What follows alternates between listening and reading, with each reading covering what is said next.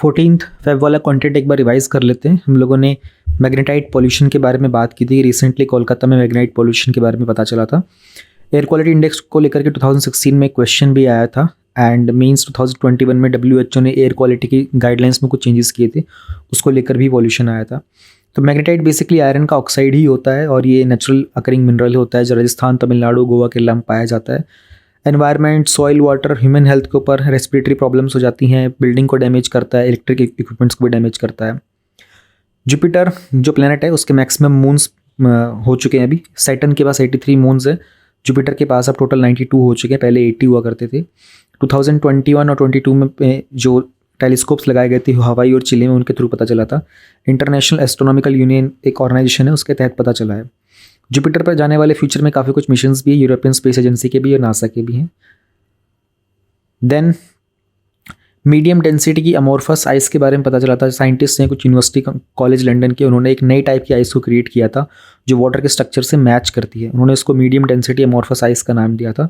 अभी इसके ऊपर वो लोग और स्टडी करना चाहेंगे, इसकी बाकी मिस्टीरियस प्रॉपर्टीज़ के बारे में पता करेंगे। PM कुसुम जो स्कीम थी उसकी डेडलाइन थी 30,000 मेगावाट सोलर पावर की, उसको इंक्रीज़ करके मार्च 2026 कर दिया गया है। 2016 में हमारे सोलर पावर के ऊपर क्वेश्चंस भी आया था इंटरनेशनल सोलर अलायंस का। एंड इसके अलावा मेंस में 2020 में क्वेश्चन आया था कि इंडिया के अंदर रीजनल वेरिएशन क्यों होता है सोलर एनर्जी को लेकर के। तो 2019 में ये स्कीम लाई गई थी ministry of new and renewable energy के द्वारा एंड इसमें सोलर पावर्ड एग्रीकल्चर पंप्स को इंस्टॉल करने की बात की गई थी।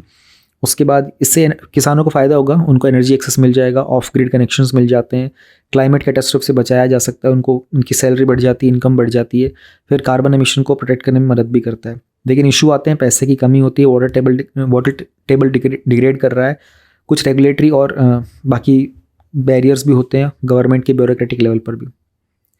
देन हम लोगों ने ये एडिटोरियल्स किए थे। एक में हम लोगों ने बात की थी गवर्नर को लेकर के, हम लोगों ने कुछ एग्जांपल देखे थे कि पहले इतिहास में हमारे जो कुछ ऑफिशियल्स होते हैं, इंटेलिजेंस के ऑफिसर्स होते हैं, जस्टिस वगैरह होते हैं, जजेस वगैरह होते हैं, उनको भी आफ्टर देयर ब्यूरोक्रेटिक करियर ना, उनको कुछ ना कुछ पॉलिटिकल करियर में कुछ पोजीशन मिल जाती है। So we looked at this कि इंडिया के अंदर जो स्ट्रक्चर चल रहा है, गवर्नर की पोजीशन मिल जाती है। फिर गवर्नर बेसिकली होता क्या है, it is the agent of the president ना इन द सेंटर।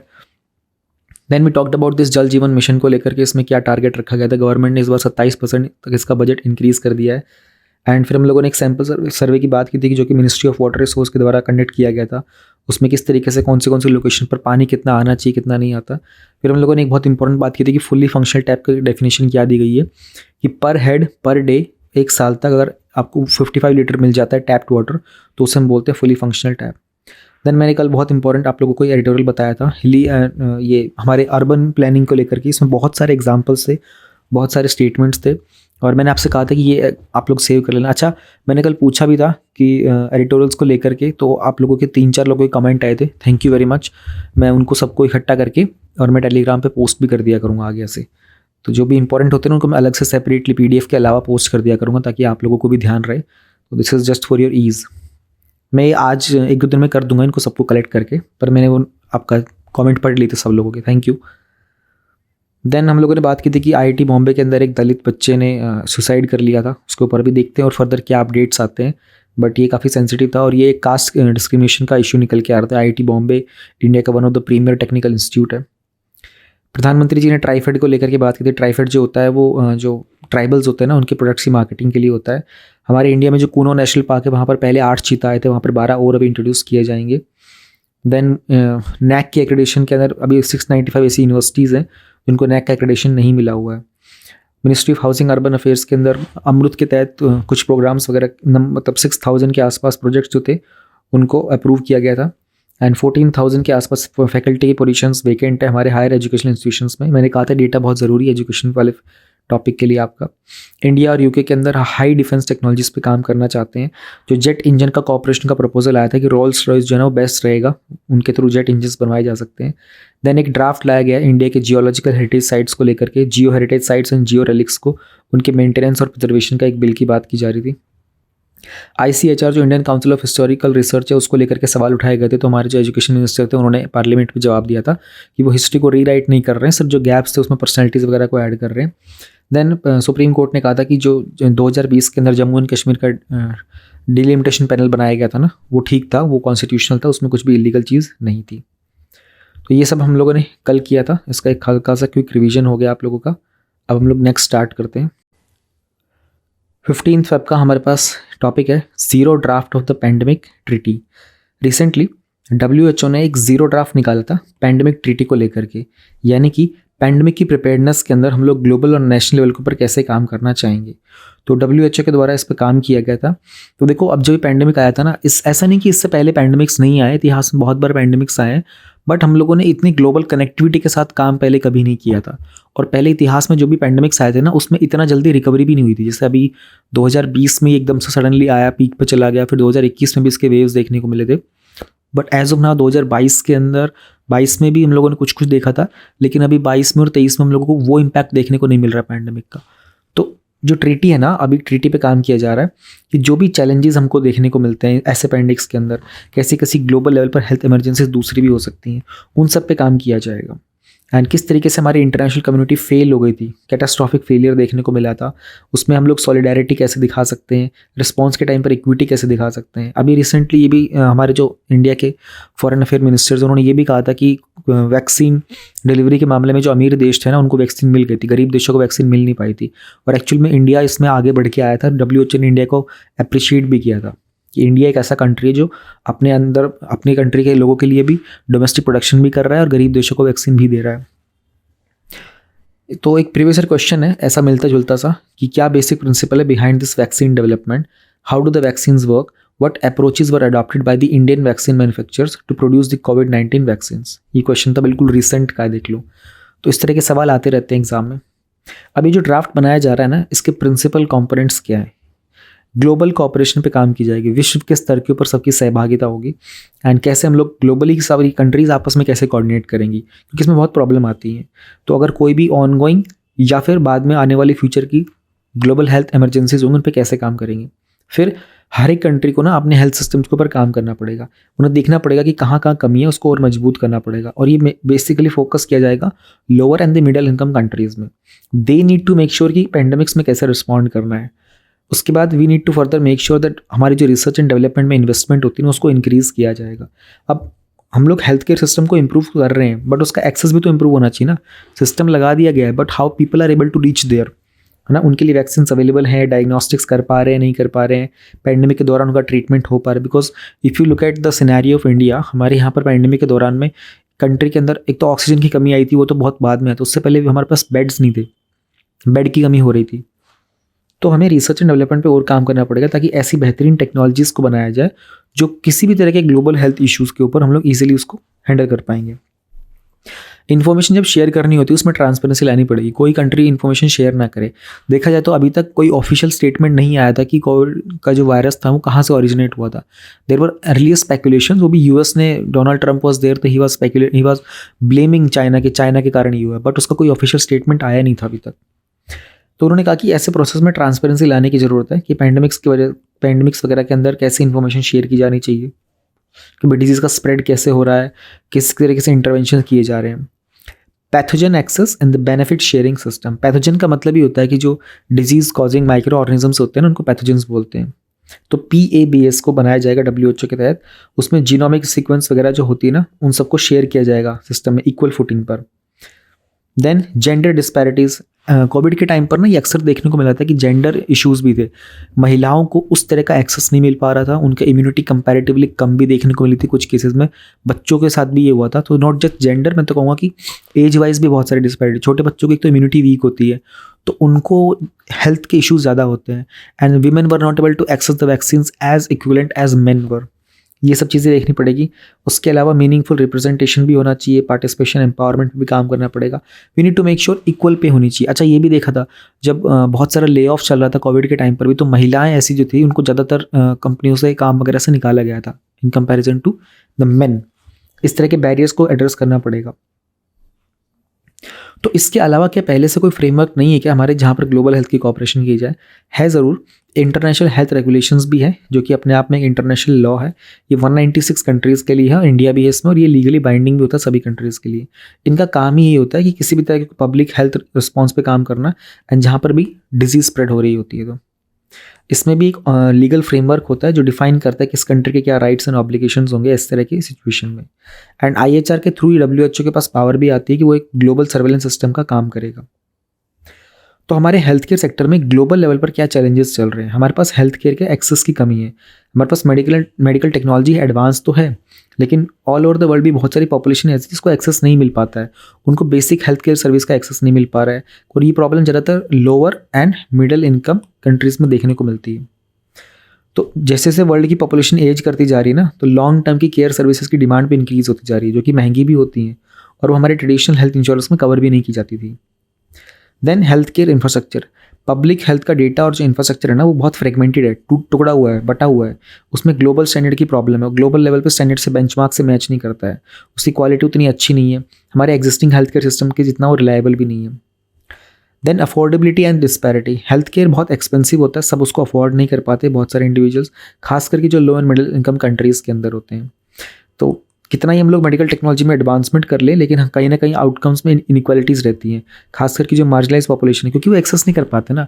अब मुझे बहुत अच्छे से याद है कि there was a friend of mine वो रिसेंटली बता रहे थे कि उनकी फैमिली में एक there was a pregnant lady and उसको कुछ हेल्थ इश्यूज़ हो गए थे, तो उस प्रेग्नेंट लेडीज़ को हॉस्पिटल में डेली रखने का 1.5 लाख का खर्चा आ रहा था। और डॉक्टर ने कहा था कि कम से कम इसको 2 महीने रखना पड़ेगा इस लड़की को, जो प्रेग्नेंट लेडी वॉज देयर, लड़की नहीं लेडी, तो 2 मंथ रखना पड़ेगा। अब आप आइडिया लगा लो 60 डेज तक का ये है, तो 90 लाख का मतलब एक्सपेंस था उनका, 90 लाख रुपए का।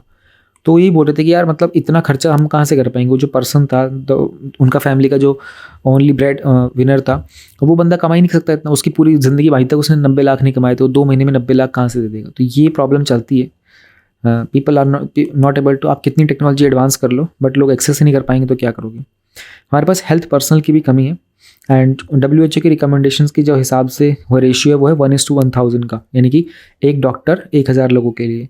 बट इंडिया में क्या है, एक डॉक्टर है फॉर 10,000 पीपल। हमारे पास ऑलमोस्ट 6 लाख डॉक्टर्स की शॉर्टेज है। फिर कुछ ऐसी नॉन कम्युनिकेबल डिजीज़ भी होती हैं, जैसे हार्ट अटैक हो गया, स्ट्रोक हो गया, कैंसर हो गया, डायबिटीज़, ये भी बहुत कॉमन होती जा रही है। इसका भी हेल्थ केयर सिस्टम पे बहुत बर्डन इंक्रीज हो रहा है। तो ये था हमारा, इस सब को लेकर के ध्यान में रखते हुए WHO is working on the zero draft of pandemic treaty. We have this topic operation Sadbhavana. तो इंडियन आर्मी का एक वेलफेयर वाला ऑपरेशन है, वेलफेयर एक्टिविटीज़ के द्वारा का। तो जो यूनियन टेरिटरी ऑफ लद्दाख है ना, वहाँ पर आर्मी गुडविल स्कूल्स है, infrastructure development projects, education tours किए जाते हैं इंडियन आर्मी के द्वारा उन बच्चों के लिए जो दूर दराज के इलाकों में रहते हैं। तो मुझे ना बड़ा अच्छा लगा है, मैं इस तरह से फ़ोटो गूगल पे सर्च करूँ बहुत सारी फ़ोटोज़ मिल जाती है, तो आपको देखना थोड़ा ईजी हो जाता है। आई लाइक दिस आइडिया, मैंने खुद ही डिस्कवर किया है, मुझे बड़ी खुशी हुई है करके, क्योंकि ये फ़ोटो देख के ना मेरे को बहुत क्लैरिटी मिल जाती है। अच्छा देखो ये चीज़ दिखाई जा सकती है, दिखाई जा सकती है ना। अदरवाइज़ बड़ा कभी कभी जब फ़ोटो सर्च करता हूँ ना, बड़ा कन्फ्यूजन होता है यार, ये वाली फ़ोटो ऐड करूँ, ये वाली ऐड करूँ। कभी कभी कुछ फ़ोटोज़ ऐसी होती हैं उन पर कॉपीराइट का इशू हो सकता है। तो बट ये अच्छा है, स्क्रीनशॉट ले लो सबका एक साथ। तो इंडियन आर्मी ना right now 7 army goodwill schools run कर रही है, इसका ऑपरेशन सद्भावना उन्होंने नाम दिया हुआ है। एंड इसमें 2200 से ज़्यादा बच्चे हैं जो इन स्कूलों में पढ़ रहे हैं। तो इस इनिशिएटिव के तहत 2022-23 में उन्होंने मेडिकल कैंप्स भी लगाए थे, वेटरनरी कैंप्स भी लगाए थे, मेडिकल इक्विपमेंट्स भी मिलते हैं, है ना, मेडिकल एड सेंटर्स बनाए जाते हैं बहुत सारे लोकेशंस पर। लद्दाख के जो विमेन रहती हैं रिमोट एरियाज़ के अंदर, उनको वोकेशनल ट्रेनिंग सेंटर्स में भेजा जाता है, विमेन एम्पावरमेंट सेंटर्स में भेजा जाता है, और इन सब की फंडिंग भी की जाती है। तो सद्भावना का इंग्लिश में जो ट्रांसलेशन होता है गुडविल। तो ये इंडियन आर्मी का एक इनिशिएटिव था, इसको 1990s में एक्चुअली फॉर्मलाइज किया गया था, ताकि जिस तरीके से जो आतंकवाद बढ़ता जा रहा था ना, उस सब से जो लोग प्रभावित हो रहे थे उन सब के बचाने के लिए, उन सब के वेलफेयर के लिए। तो ये एक अच्छा स्टेप है हमारी मिनिस्ट्री ऑफ डिफेंस का द्वारा। Now we have this FAO's findings on the world food prices. तो as per the Food and Agriculture Organization which is part of UN only, जो वर्ल्ड का फूड प्राइस है ना, it fell in January 2023 to 10th consecutive month. तो FAO का जो food price index है, जो कि वर्ल्ड के ग्लोबली फूड कमोडिटीज़ को ट्रैक करता है, वो जनवरी 2023 के अंदर 131.1 पॉइंट्स पे 131.2 पॉइंट्स पे आ गया था, जबकि दिसंबर 2023 के अंदर वो 132.2 पे था। सितंबर 2021 के बाद ये वन ऑफ द लोवेस्ट चल रहा है। तो ये ग्राफ है कुछ इस तरीके का देखा जाएगा। तो अब हुआ ये है ना, एक तो पहले FAO क्या है, UN की स्पेशलाइज एजेंसी है जो कि हंगर को डिफीट करने के लिए है। अब देखो आप लोगों के जो सस्टेनेबल डेवलपमेंट गोल्स होते हैं ना, उसमें जो सेकंड गोल होता है हमारा वो हंगर को लेकर ही होता है। ध्यान रहे 17 के 17 सस्टेनेबल डेवलपमेंट गोल्स ना आपको फिंगर टिप्स पे होने चाहिए। तो FAO UN की ही फूड एड ऑर्गेनाइजेशन है जो कि रोम में बेस्ड है, एंड इसकी सिस्टर बॉडीज़ कौन सी हैं, वर्ल्ड फूड प्रोग्राम है और हमारा international food and agriculture development है। बस इतना ही था वैसे तो, कि इसमें थोड़ा सा प्राइस फेल देखने को मिला था जनवरी के अंदर, ज़्यादा कुछ था ही नहीं इसके अंदर इस वाली news. Now we have this topic lab grown diamonds. Ministry of finance ने 2023-24 के बजट में ना कुछ स्पेशल फोकस दिया था लैब ग्रोन डायमंड्स को लेकर के। ये मैंने आप लोगों को कवर करवाया भी था जब न्यूज़पेपर हम लोग हाईलाइट्स देख रहे थे ना बजट वाली तब। तो साइंटिस्ट ना काम कर रहे हैं जनरल इलेक्ट्रिक रिसर्च लेबोरेटरी जो कि न्यूयॉर्क में है, एंड उन्होंने वर्ल्ड का पहला लैब ग्रोन डायमंड बनाया था ना वो 1954 में बनाया था। तो इस तरीके से कुछ लैब में बनाया जाता है। डायमंड क्या होता है, हीरा होता है, तो आप जानते होंगे। तो ये लैब ग्रोन डायमंड्स क्या होते हैं, एक्चुअली इनको लेबोरेटरी में फोकस किया जाता है। देखो वैसे तो आपको पता होगा डायमंड जो होता है ना हमको अक्सर कोयले की खान वगैरह में मिलता है ना, इनकी माइंस वगैरह होती हैं और बहुत छोटे छोटे मिलते हैं, कभी कभी कुछ बड़ा टुकड़ा भी मिल जाता है, ऐसी बात नहीं है, बट ये हमें अक्सर बहुत कम मिलते हैं। तो अभी क्या सोचा गया कि देखा गया यार how can we make it in the labs only, ना कुछ ऐसा प्रोसीजर निकल सकता है क्या कि rather than looking for it in the mines हम लोग इनको लैब में ही प्रोड्यूस कर लेते हैं। और ये बनता किससे, ये कार्बन से बनता है, ये बात तो हम सबको पता ही है। तो लैब ग्रोन डायमंड्स को हम लोग लेबोरेटरीज में प्रिपेयर करते हैं against the naturally occurring diamonds. हालांकि केमिकल कंपोजिशन और जो बाकी प्रॉपर्टीज़ होती हैं ना ये दोनों की सेम होती हैं, ठीक है। नेचुरली अकरिंग डायमंड्स जो होते हैं उनको मिलियंस ऑफ ईयर लग जाते हैं फॉर्म होने में, और वो जब बनते हैं जब कार्बन जो होता है ना बहुत डीप में बरी होता है और उसको एक्सट्रीम हीट और प्रेशर के अंदर रखा जाता है, तब जाकर ये फॉर्म होते हैं। अब ये जो लैब वाले थे इनकी मैन्युफैक्चरिंग कैसे होती है, इसके दो प्रोसेस होते हैं। एक होता है HPHT, हाई प्रेशर और हाई टेम्परेचर, एंड दूसरा होता है केमिकल वेपर डिपोजिशन मेथड। दोनों की दोनों मेथड्स के थ्रू हम लोग इनको आर्टिफिशियली ग्रो कर सकते हैं, एंड विद द सीड यानी कि एक स्लाइस ऑफ अनदर डायमंड, दूसरे डायमंड की हेल्प से हम लोग इनको ग्रो कर सकते हैं। तो हाई प्रेशर हाई टेम्परेचर के अंदर जो सीड होता है ना उसको प्योर ग्रेफाइट कार्बन के साथ हम लोग 1500 डिग्री सेल्सियस तक रखते हैं और बहुत हाई प्रेशर पे। जो ये हमारा केमिकल वेपर डिपोजिशन का मेथड था इसमें उसी सीड को हम लोग तकरीबन 800 डिग्री सेल्सियस तक हीट करते हैं एक सील्ड चैम्बर के अंदर जिसमें कार्बन रिच गैस होती है। वो गैस जो होती है उस सीड के साथ स्टिक कर जाती है और उसके आसपास डायमंड बिल्ड कर देती है। तो प्रोसेस तो कुछ खास डिफिकल्ट लग नहीं रहा, हालांकि 1500 डिग्री सेल्सियस तक जनरेट कर पाना बड़ा डिफिकल्ट रहा होगा। अब इसका इस्तेमाल क्या होता है, देखो डायमंड का ना इंडस्ट्रियल पर्पस बहुत सारा होता है। वो एक अपने आप में हार्डेस्ट मेटल होता है, ये भी ध्यान रखना, स्कूल में पढ़ा होगा आप लोगों ने कि diamond is the hardest metal. तो उससे स्ट्रेंथ ज़्यादा मिलती है, वो कटर्स के तौर पर बहुत इस्तेमाल होता है। इवन जो बहुत सारी ड्रिलिंग वगैरह होती है ना उसमें भी डायमंड के कटर्स लगते हैं। जो प्योर सिंथेटिक डायमंड्स होते हैं उनका इलेक्ट्रॉनिक्स में भी इस्तेमाल किया जाता है एज ए हीट स्प्रेडर, है ना, हाई पावर लेज़र डायोड्स के लिए, हाई पावर ट्रांजिस्टर्स में इस्तेमाल होता है। तो जो एनवायरमेंट फुटप्रिंट की अगर बात करते हैं डायमंड जो लैब में बनता है उसको बहुत ही कम है इन कंपैरिजन टू। तो एक रिपोर्ट आई थी डायमंड फाउंड्री की जो कि एनवायरमेंट के द्वारा एक एनवायरमेंटली कॉन्शियस है, LGD मैन्युफैक्चर ही है, यानी कि लैब ग्रोन डायमंड के मैन्युफैक्चर ही हैं। उन्होंने कहा था कि it takes 10 times more energy to extract natural diamond, ना ज़मीन से निकालते तो उसको 10 गुना ज़्यादा एनर्जी का यूज़ करना पड़ता है। ओपन पिट माइनिंग एक one of the most common methods होता है इसको नेचुरली अकरी डायमंड्स को माइन करने के लिए। इसमें बहुत सारी मिलियंस ऑफ टन्स के आसपास, मतलब मिलियंस तो नहीं, टन्स ऑफ अर्थ निकालना पड़ता है ना, पत्थर निकालने पड़ते हैं, तब जाकर के प्रीशियस स्टोन्स मिलता है। इंडिया की अगर हम लोग बात करते हैं तो इंडिया की जो डायमंड इंडस्ट्री उसका क्या सिनेरियो है।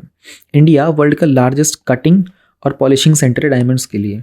तो 90% जो पॉलिशिंग होती है ना डायमंड की वो ग्लोबली इंडिया में की जाती है। एंड इससे बहुत सारे फैक्टर्स होते हैं, इसके लिए हाई स्किल्ड लेबर चाहिए होती है, टेक्नोलॉजी बड़ी अच्छी चाहिए होती है। तो सूरत जो है ना गुजरात के अंदर एक ग्लोबल हब है फॉर डायमंड मैन्युफैक्चरिंग का, तो आप लोगों को पता भी होगा। खैर US बिगेस्ट मार्केट है इनकी कटिंग और पॉलिशिंग डायमंड्स का, है ना, चाइना भी उसके आसपास ही है। इंडिया वर्ल्ड का टोटल 19% डायमंड एक्सपोर्ट करता है।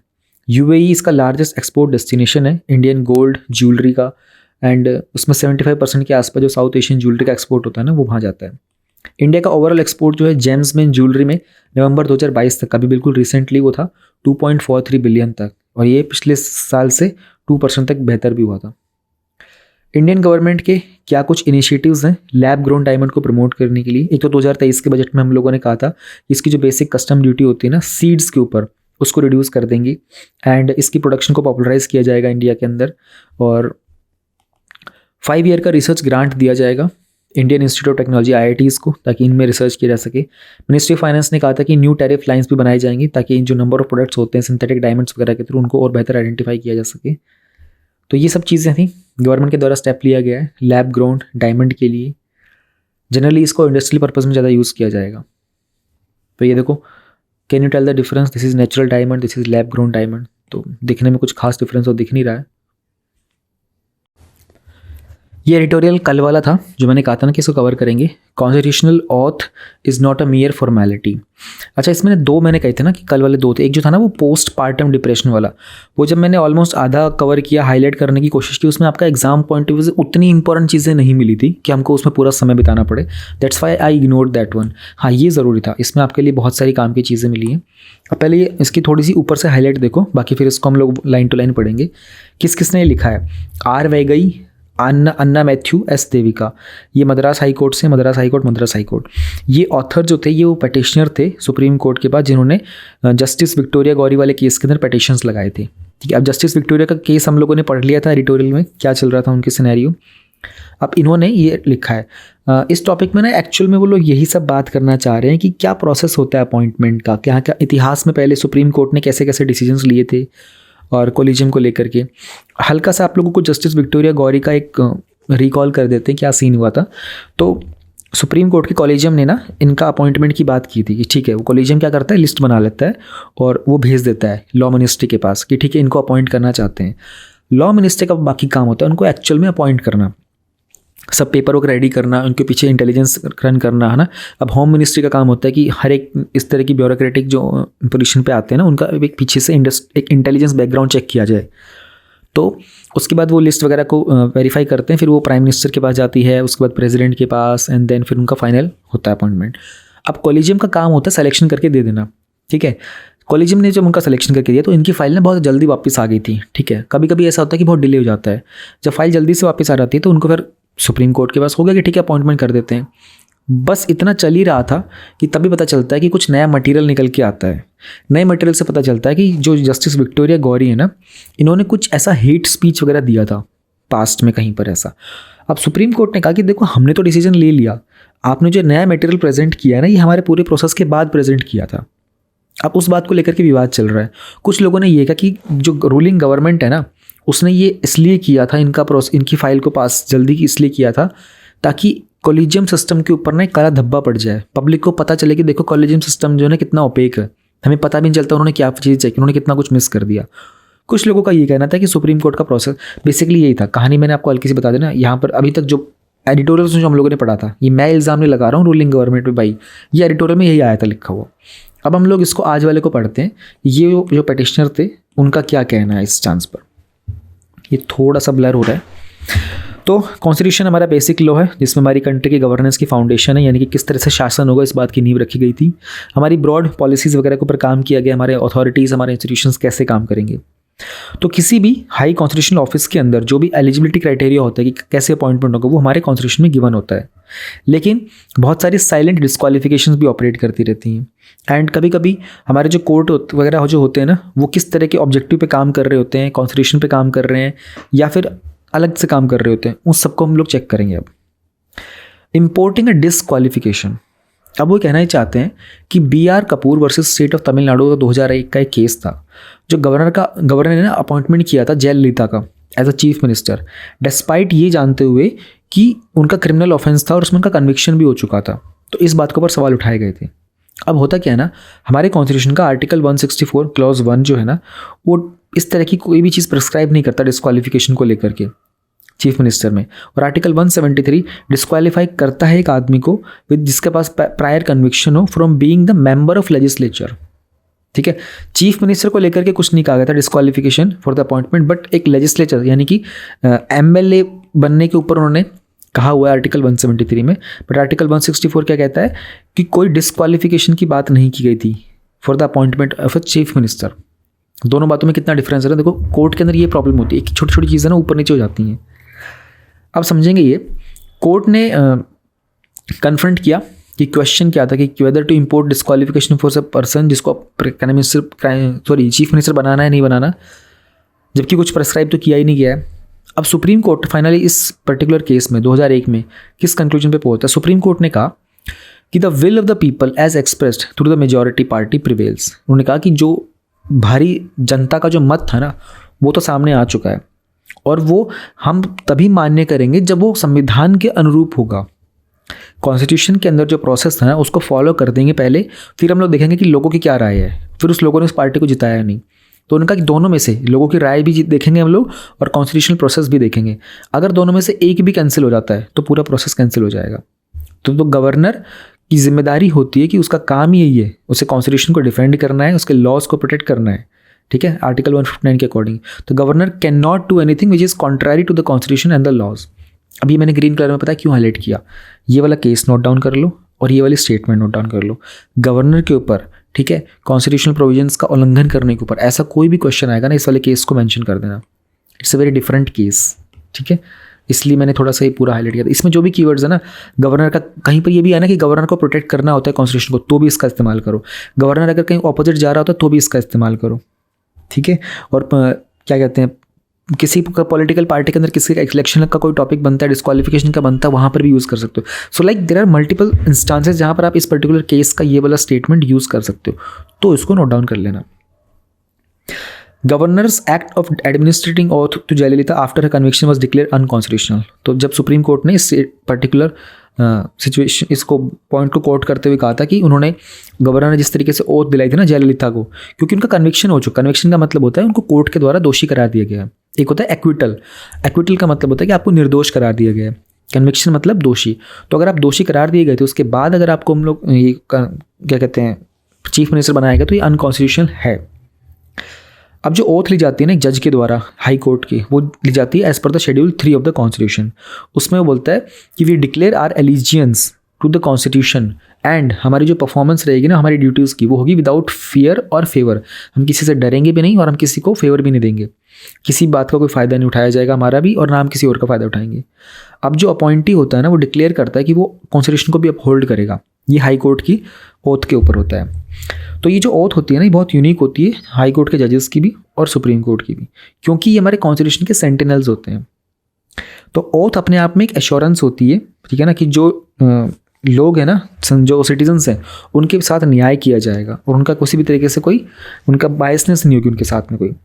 अब क्वेश्चन ये पूछा गया है कि क्या वो पर्सन जिसने किसी तरह की रिलीजियस बिगटरी दिखाई थी, है ना, वो जब ऑफिस ऑफ जज की ओथ लेता है तो क्या वो अपनी इस पर्टिकुलर ड्यूटी से डिस्चार्ज करना बंद कर देगा क्या? कहने का अर्थ ये था, जैसे रिलीजियस बायोगेट्री का मतलब कि धर्म कट्टरपंथी के ऊपर अगर किसी ने कोई स्टेटमेंट दे दिया हो, तो क्या वो व्यक्ति जब जज बन जाएगा तो क्या अपनी वो जिम्मेदारी भूल जाएगा? क्या अपनी वो ओथ को भूल जाता है क्या? ऐसा कोई रूल होता है क्या? तो will such disability fall with in the realm of mayor suitability और एसेंशियल एलिजिबिलिटी। अब ये क्या है सूटेबिलिटी एलिजिबिलिटी क्या है? हम लोगों ने ऑलमोस्ट 2-3 दिन पहले जो एडिटोरियल किया था ना विक्टोरिया गौरी पर, उस पर यही बात चल रही थी सूटेबिलिटी और एलिजिबिलिटी को लेकर के। क्या वो सूटेबल है, क्या वो एलिजिबल है या नहीं है, ठीक है। तो यहाँ पर भी उन्होंने यही क्वेश्चन रेज किया दोबारा से, क्योंकि अभी भी ये जो केस अटका हुआ है ना, इस पर अभी और आगे आएगा, अपडेट और भी होता रहेगा न्यूज़ में, हम वो भी देखते रहेंगे। तो बात यही चल रही थी, कोर्ट ने सूटेबिलिटी और एलिजिबिलिटी को लेकर के बात देखना, इस पर कोई ना कोई स्टेटमेंट ऐसा ही आएगा। एडहियरिंग टू द ओथ। अब एक केस था एन कन्नडसनन वर्सेस अजॉय कोसे 2009 का। उन्होंने कहा कि एलिजिबिलिटी ऑफ अ जज of high court should not be constituted in a pedantic manner. इस बार declared by Supreme Court. Pedantic का मतलब होता है someone who is too worried about rules और डिटेल्स। नियमों और परिवर्तनों पर अत्यधिक ध्यान रखने वाले पंडिताऊ जो लोग होते हैं बहुत ज़्यादा नियमों पर। I think I am also kind of pedantic person. मैं भी टू मच रहता हूँ रूल्स एंड डिटेल्स को लेकर के। देखो ये मैंने जब हाईलाइट किया ना तब मैंने अपने बारे में नहीं सोचा, बट इसको भी पढ़ने के बाद मुझे अपने बारे में लग रहा है कि हाँ मैं भी थोड़ा शायद इसी क्वालिटी का इंसान हूँ। ओके, तो यही बात की जा रही थी। एक एडिशनल जज जो तो होता है हाई कोर्ट का, he was not appointed as a permanent जज, क्योंकि कुछ एलिगेशंस थे about the lack of probity. फिर बाद में उनको रिकमेंड किया गया था chief justice of Madras high court for. हुआ है ना, इसे एक केस बता रहा है यहाँ पर ये सीन ये हुआ था कि एक जज थे, उनको अपॉइंट किया जाना था, लेकिन उनको अपॉइंट बाद में नहीं किया गया था। तो फिर क्या हुआ कि मद्रास के हाई कोर्ट ने ना, मद्रास के हाई कोर्ट के जो चीफ जस्टिस थे उन्होंने बाद में इनको स्टेट कंज्यूमर कमीशन का प्रेसिडेंट बना दिया था। और कुछ समय बाद सुप्रीम कोर्ट के पास जब ये मुद्दा जाता है, सुप्रीम कोर्ट ने इस पर्सन को इलीगल डिक्लेयर कर दिया था। उन्होंने कहा था कि जब कोई व्यक्ति को प्रॉपर्टी की कोई इशू होता है ना, तो हम उसको किसी भी तरह की जुडिशियल ऑफिस के अंदर, ठीक है, उसका अपॉइंटमेंट किसी भी तरह के जुडिशियल ऑफिस के अंदर इलीगल हो जाता है, क्योंकि उसने ओथ तो ली थी कि he will serve without fear और favour, but the person is not actually doing it. ठीक है, अब इस तरह की इनेबिलिटी, आपकी जो नाकाबिलियत होती है ना, कि आप संविधान के प्रति जो आपने प्रतिज्ञा ली होती, ओथ ली होती, अगर आप उसको होल्ड नहीं कर पा रहे होते हो, तो इसी तरह का एक फुल बेंच का एक सामने एक केस आया था मद्रास हाई कोर्ट के अंदर, केएस हाजा शरीफ 1983 के अंदर। तो after taking the oath as a member of assembly ना, उन्होंने असेंबली के सामने ओथ ली थी, he will bear true faith and allegiance to the constitution. बाद में उन्होंने क्या किया था कि मद्रास में ऑनररी काउंसिल जनरल का अपॉइंटमेंट ले लिया था ऑफ टर्की। ठीक है, अब वो इंडिया में भी सर्व करेगा, वो बाहर वाले के लिए ऑनररी काउंसिल भी हो गया था। तो इस तरह के अपॉइंटमेंट को लेकर के उसको फिर कोर्ट ने डिक्लेयर कर दिया था। तो कोर्ट ने कहा था कि इस तरह का पर्सन से हम लोग ये एक्सपेक्ट नहीं कर सकते कि हमारे लेजिस्लेचर का मेंबर भी रहेगा, क्योंकि यहाँ पर कॉन्फ्लिक्ट ऑफ इंटरेस्ट रहेगा दो कंट्रीज़ का। देखो, इस पूरे एडिटोरियल के अंदर उन्होंने केसेस दिखाने की कोशिश की है कि कहाँ कहाँ पर लोग अपनी ओथ क्या लेते हैं, उसको फुलफिल नहीं करते हैं, और उसके बाद कोर्ट ने क्या कुछ डिसीजंस लिए थे। तो अभी भी ऐसा ही होने वाला है, विक्टोरिया गौरी के ऊपर भी ऐसा ही कुछ होगा डिसीजन। एज फार एज मैं अपनी प्रेडिक्शन अगर करूँ तो मुझे लगता है सुप्रीम कोर्ट उसको अनकॉन्स्टिट्यूशनल बता देगा इनके इस सिलेक्शन को एज अ जज इन दैट कोर्ट। और क्योंकि ये बहुत सारे पुराने केसेस पढ़ेगा सुप्रीम कोर्ट, तो उनको लगेगा कि यार हम लोग अगर एक जज का भी ऐसा अपॉइंटमेंट करेंगे तो हमारे कॉलेजियम सिस्टम के ऊपर बड़े सवाल उठाए जाएंगे। तो सिलेक्शन ऑफ जजेस की अगर हम लोग बात करते हैं ना, तो जो एलिजिबिलिटी है, तो to limit the eligibility for appointment of high court जज to a minimum of 10 years of legal is prescribed in article 217। उन्होंने कहा कि एक 10 साल तक के लिए उसको अपॉइंट कर देना एज पर दिस आर्टिकल 217 अपने आप में एक मोकरी होता है जुडिशरी के इंटीग्रिटी और इंडिपेंडेंस को लेकर के। क्यों? आर्टिकल किसने बना दिया, किसके थ्रू आ रहा है? पार्लियामेंट के थ्रू आ रहा है। हालांकि संविधान के अंदर है, कॉन्स्टिट्यूशनल पॉइंट है, बट कहीं ना कहीं इंडिपेंडेंस की तो बात की जा रही है ना, कि पार्लियामेंट कंट्रोल कर रहा है ना आर्टिकल को। तो face by opacity in the judicial appointments, जिस तरीके से supreme court versus SP Gupta और यूनियन ऑफ इंडिया के केस के तहत, तो उन्होंने डायरेक्ट किया था कि जो गवर्नमेंट और जो चीफ जस्टिस ऑफ इंडिया होंगे ना, वो डिस्क्लोज करेंगे सारे मटेरियल्स। अब हुआ था 1981 का एक केस आया था, उस केस में यही किया गया था कि जुडिशियल अपॉइंटमेंट्स के अंदर जो भी ओपेसिटी होती है ना, सब कुछ एकदम हिडन तरीके से होता है। उन्होंने कहा था उस समय पर ना, उस केस में ना उनके अपॉइंटमेंट को लेकर के सारे मटेरियल को डिस्क्लोज करवाया था। तो जजेस ने कहा था कि ये कॉन्स्टिट्यूशनल ड्यूटी है, तो उसके कारण उन्होंने कहा था कि पूरा जुडिशियल रिव्यू होगा, पूरी स्क्रूटनी की जाएगी। तो दे ऑल्सो हेल्ड कि अगर जो स्क्रूटनी होती है, if found that all the materials were not before the CGI, now the consultation process is defective and invalid. ये देखो, इसी केस की बात कर रहे थे मेजरली वो, ये जो 3 लोग जिन्होंने ये पिटिशन डालने की कोशिश की थी ना, वो यही कहना चाह रहे थे कि जब 1981 में ऐसा हुआ था कि एक किसी के अपॉइंटमेंट को लेकर के, उसके बाद में फिर आफ्टर अपॉइंटमेंट सारे मटेरियल को निकलवाया था कोर्ट ने कि सारा मटेरियल प्रेजेंट करो।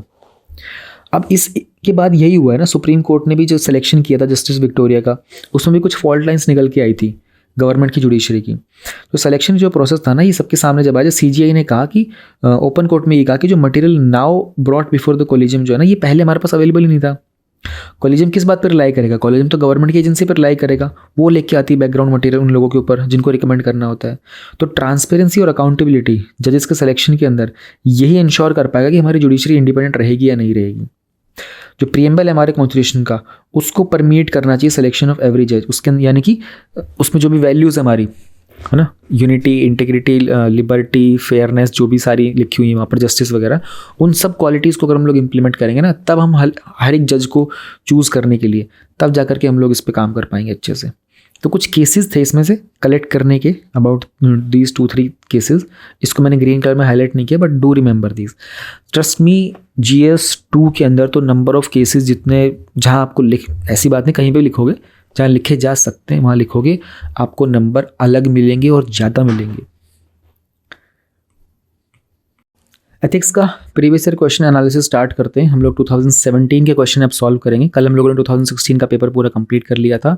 जो लोग मुझे फॉलो कर रहे हैं, मैं बार बार रिपीट करके बोल रहा हूँ, बहुत इंपॉर्टेंट है। जो भी पेपर आप साथ में कंप्लीट कर रहे हो, उसको पूरा नोट डाउन कर लो एक जगह पे, सारे आंसर्स लिख लो, फिर उसको सारे याद करो और फिर 3 घंटे का टाइमर लगा करके ना उसको बैठ के सॉल्व करो। ट्रस्ट मी, मैं आप लोगों को मार्च एंड तक सारे के सारे पेपर 2022 तक के करवा दूंगा। मेरा एम यही है। हो सकता है कि अप्रैल का फर्स्ट वीक और लग जाए मैक्स टू मैक्स, लेकिन मार्च तक मैं कोशिश करूँगा कि 2022 तक जो भी पेपर आ चुके हैं ना एथिक्स के प्रीवियस ईयर क्वेश्चन मैं पूरे सॉल्व करा दूंगा। तो you will have enough time in April and even April में ही कि आप कभी भी रैंडमली 3 घंटे का टाइम निकाल करके ना उनको पेपर को पूरे को सॉल्व करो। तो देखो 2013, 14, 10 पेपर हो जाएंगे ना आपके पूरे के पूरे, 17, हाँ 10 पेपर हो जाएंगे। तो ये 10 पेपर में आप कितने सारे क्वेश्चन सॉल्व करके जाओगे, ठीक है, एथिक्स के। इसमें बहुत सारे टॉपिक्स होंगे। अभी भी 2017 वाले में देखना आप कितने सारे रिपीटेशन मिलेगा, 3, 4, 5 के आसपास रिपीटेशन मिलेगा। जिसने 13, 14, 15 और 16 अगर सॉल्व किया होगा ना ये पिछले 4 साल के, वो व्यक्ति जब 2017 का पेपर सॉल्व करेगा उसे कम से कम 4 से 5 क्वेश्चन का रिपीटेशन दिखाई देगा। और टोटल क्वेश्चन ही कितने हैं, 14। तो जितना जितना आगे चलते आओगे ना और सालों के अंदर और रिपीटेशन दिखाई देना स्टार्ट होगा। चलो जी, बातें बहुत हो गई, शुरू करते हैं। क्वेश्चन नंबर 1 है हमारे पास। आज हम लोग 2 क्वेश्चन करेंगे, question number 1 and the question number 2, ठीक है। बात की जा रही है conflict of interest in public sector arises.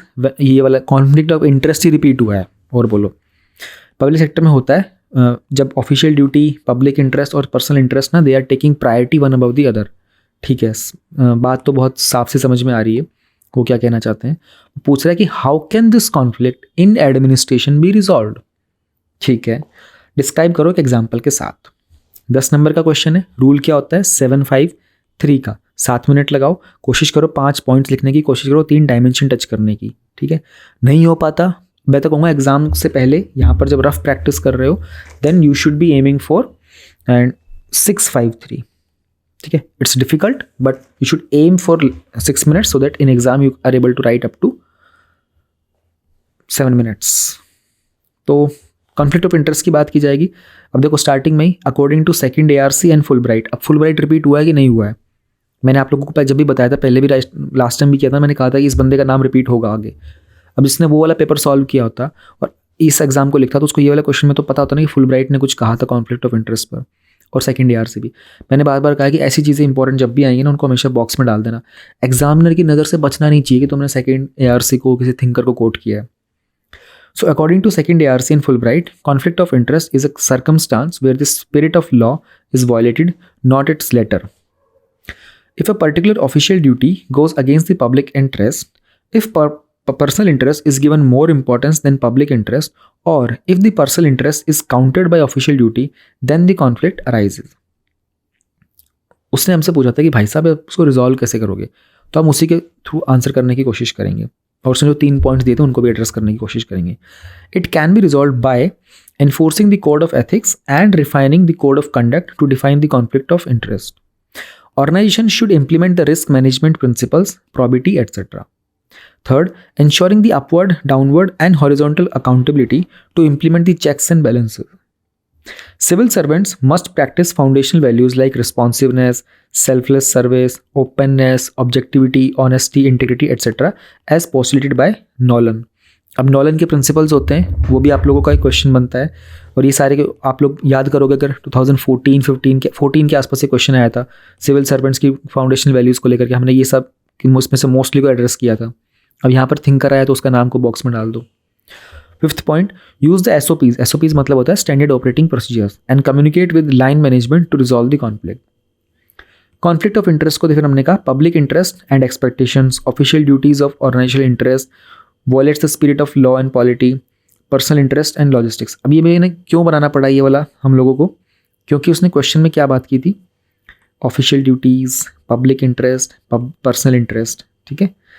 और कॉन्फ्लिक्ट ऑफ इंटरेस्ट कब होगा, जब ऑफिशियल ड्यूटीज़ होती हैं, ये एरो यहाँ पे आ रहा है, पब्लिक इंटरेस्ट होता है, ये एरो यहाँ पे आ रहा है, पर्सनल इंटरेस्ट होता है, ये एरो यहाँ पे। क्या होता है इसके कारण, ये वॉयलेट करता है spirit of law and policy, ठीक है, ये भूलना मत। अब देखो मैंने वो चैप्टर नहीं लिखे ना इसके सिलेबस वाले, सिलेबस में कहाँ से था अभी फिर भूल गया मैं, अब मेरे को कल दोबारा लिखना पड़ेगा इस पर। मैं भी ऐसे करते करते याद आ जाता है वरना मैं भूल जाता हूँ उस टाइम। अब उसने हमसे एग्जामिनर ने क्वेश्चन में पूछा है डिस्क्राइब करो विद एन एग्जाम्पल। ध्यान रहे कभी कभी वो बोलता है गिव इलस्ट्रेशंस, जस्टिफाई, उसका मतलब एग्जाम्पल होता है। जब वो बोलता है ना सिंपल जस्टिफाई, तो कम से कम 2 एग्जाम्पल देने की कोशिश करना। अब उसने खुद ही बोला ना डिस्क्राइब विद एन एग्जाम्पल, तो एक ही एग्जाम्पल दे दो, ज़्यादा के ऊपर हाथ पैर मत मारना, क्योंकि आपके पास पेज भी 2 ही होते हैं और समय भी कम होता है। Example, when some scheme limits the benefit to the poorest 10% only, larger public interest is not served. In the light of public interest, an officer might want to go beyond 10% limit. In other case, if the personal interest is given more importance, then the benefits may be reduced to just 1%. ठीक है, example भी हमने बना के दे दिया। कोई आपको real life का एग्जाम्पल याद आता है तो वो भी अच्छी बात है, नहीं होता तो आप बना के भी दे सकते हो, कोई दिक्कत वाली बात नहीं है। हमें एग्जामिनर को बताना है कि देखो मैं इतना आसानी से समझ रहा हूँ और मैं इतना आसानी से आपको समझा रहा हूँ। So conflict here shall be resolve by ensuring transparent implementation of scheme, citizen report cards sensitizing the concerned official about SOPs and objectivity. Hence, there is need to implement the sound codes and sensitize the public servants. Simple था, हो गया। Question number 2 पे चलते हैं। Question number 2 पे उसने कहा हमसे examine the relevance of the following in the context of civil service: transparency, accountability, fairness in justice, courage of conviction, spirit of service. 1 2 3 4 5 simple पूछ लिया। ऐसे क्वेश्चन पहले भी आ चुके हैं ना, और ये तो रिपीट हो रहा है। करेज of conviction, spirit of service तो बिल्कुल डायरेक्टली रिपीट हो रहा है एकदम। तो इस तरह की चीज़ें ध्यान में रखनी होती हैं, कैसे कैसे रिपीटेशन। इस पेपर में बहुत रिपीटेशन मिलेगा आपको, ठीक है। हम लोग सारी की सारी चीज़ें एड्रेस करेंगे। अब इसमें कुछ इंट्रोडक्शन वगैरह कुछ नहीं देना है। उसने कहा कि उसने क्योंकि 5 चीज़ें पूछ ली हैं, 10 नंबर का है, ठीक है, 2 पेज मिलेंगे, तो समय होगा ही नहीं आपके पास कि आप इंट्रोडक्शन वगैरह दो, ये सब तो डायरेक्ट एड्रेस करो। बस ये ध्यान रखो कि you put them in boxes, ताकि एग्जामिनर के लिए ना आइडेंटिफाई कर पाना ईजी हो जाए कि ठीक है इसने यहाँ पर ये किया। कुछ लोग ना बॉक्स में डालते हैं, ना अंडरलाइन करते हैं, ना नंबरिंग करते हैं, तो उससे ये होता है कि भाई एग्जामिनर का ना सिर दर्द ज़्यादा होता है, उसको ढूंढना पड़ता है। तो make it as easy as possible, मक्खन की तरह वो नेक्स्ट पॉइंट पे जंप करता रहे। सबसे पहले transparency, it ensure trust, clarity and the rule based decisions. It strengthens moral ethical framework of society, counters corruption, nepotism, favoritism. Example: RTI Act, evidence-based policies, selection of beneficiaries for the scheme. Accountability, it ensures checks and balances, prevents usurpation of power, ensures rule of law, efficient governance, and timely delivery of services. No wastage of public money.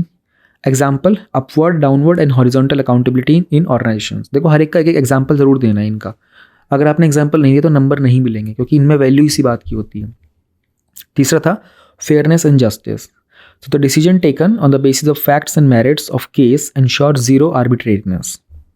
Then increases trust, faith and the staff public morale. Justice ensures everyone his or her rightful due, rule of law and acts as deterrent against the crimes. Example: fair and quick grievance redressal. Fourth था courage of conviction. It ensures ethical and the legal decision making in the face of resistance. Fortitude, which is a cardinal virtue given by Aquinas. अब Aquinas को box में डालना चाहिए था वैसे तो। It gives the civil servant strength to ensure justice. It sets right examples for others to follow. Example: police action against the powerful criminals. Spirit of service. It ensures responsiveness to all and public welfare, keeps high the morale of civil servants, motivates on a daily basis to serve the masses and public interest. Example: swift implementation of government scheme. Hence, these tenets of civil service are very relevant. अगर इसके लिए time नहीं बचता तो कोई भी दिक्कत नहीं है, बट टाइम था यहाँ पर और स्पेस भी था तो मैंने आप लोगों के लिए लिख दिया। सो इस वाले क्वेश्चन में बस सिंपल लिखो, एक दो पॉइंट लिखो, एग्जाम्पल लिखो और आगे बढ़ो, एग्जाम्पल लिखो आगे बढ़ो, दैट्स इट। तो आज हम लोगों ने ये क्वेश्चन कर लिए। कल हम लोग करेंगे क्वेश्चन नंबर 3 का, अच्छा 3 एक ही है ना, बस 3 करेंगे, 4 का A और B, 3 और 4 करते हैं। चलो कल फिर। थैंक यू वेरी मच, टाटा बाय बाय।